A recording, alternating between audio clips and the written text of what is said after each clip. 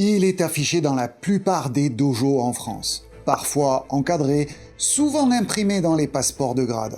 Des mots simples, forts, presque évidents.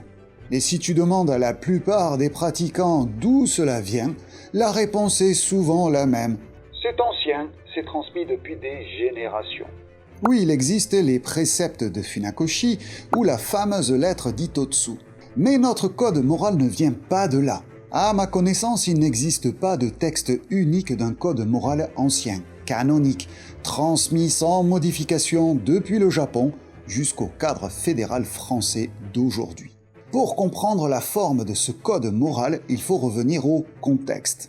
Avant la création de la Fédération française de karaté en 1975, le karaté s'est développé dans l'orbite du judo.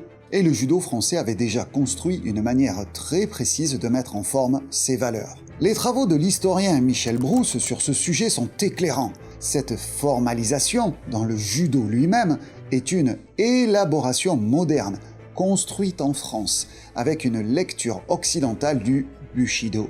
Et le karaté français a repris ce langage pour un besoin précis. Prenons un petit peu de recul. Je pense qu'on ne peut pas parler du code moral sans parler du monde dans lequel on vit. Regarde autour de toi, pas dans le dojo, dehors. Le respect, celui qu'on doit aux autres, à l'espace commun, à la parole donnée, il se perd, lentement, partout. L'humilité est presque devenue suspecte dans une culture qui récompense l'affirmation de soi permanente.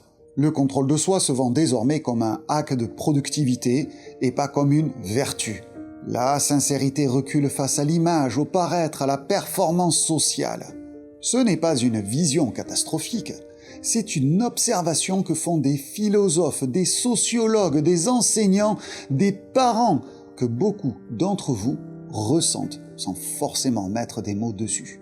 Les repères fondamentaux qui permettent de vivre ensemble, vraiment ensemble, sont en train de s'éroder.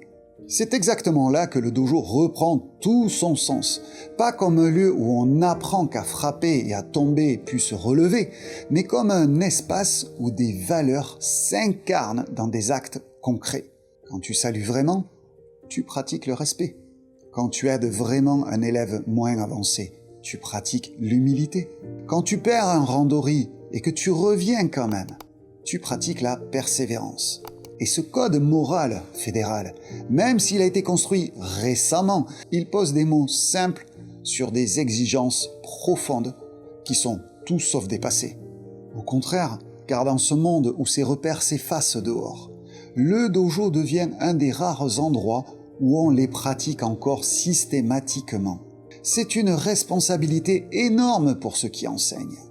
On n'est pas là pour les éduquer, mais pour les aider à avancer, à être de meilleures personnes. Le code moral du karaté ou d'autres arts martiaux n'ont pas besoin d'être vieux de 5 siècles pour être juste. Sa valeur ne vient pas de son ancienneté, elle vient de ce qu'il nomme, de ce que tu fais sur le tatami et que tu fais dans ton enseignement et en dehors.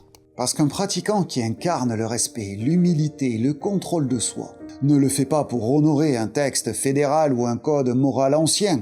Il le fait parce que le monde en a besoin et lui aussi. Si tu aimes ce type de vidéo et si tu veux aller plus loin pour prendre le temps de réfléchir, pratiquer, rester connecté à l'essentiel, rejoins ma newsletter, un rendez-vous régulier, sincère et j'espère utile. Le lien est dans la description. Bon Keiko à tous.